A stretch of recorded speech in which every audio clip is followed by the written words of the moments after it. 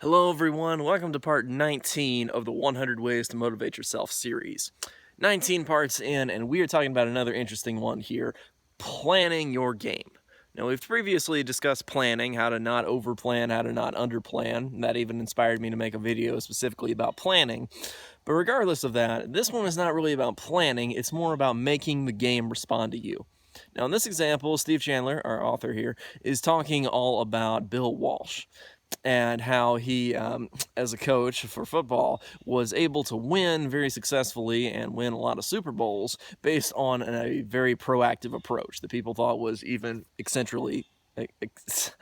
Words are hard sometimes. So people thought it was really kind of eccentric in terms of his proactivity and like his approach, because he was going to have plays that he was going to run no matter what.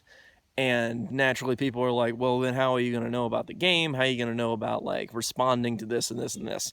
Instead, he wanted the game to respond to him, not the other way around. And there will be an example later in this series that really goes into depth about this with another story about a wrestler who uses the same kind of idea, because this is one of those principles that's going to be repeated.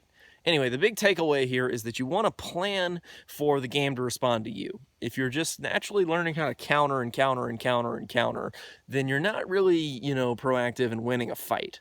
Versus if you're instead learning the right attack method, the best sometimes the best defense is a good offense kind of idea here.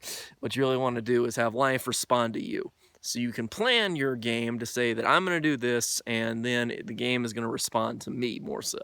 Now, this one seems a little hard to apply compared to some of these principles, but really it's not as hard as you think. It's more like I'm going to do this, and then we'll see what happens, instead of based on what's going to happen, I'll see what I'm going to do. No. See, go forward with a play that you're going to run no matter what. If you're going to, write this book. If you're going to, make this movie. If you're going to make videos. If you're going to do whatever it is that you're feeling inspired to do, go ahead and start to kind of just do it and see how the world responds to you. Not waiting for the world to kind of give, what's available and then take that opportunity. It's more like have the game respond to you.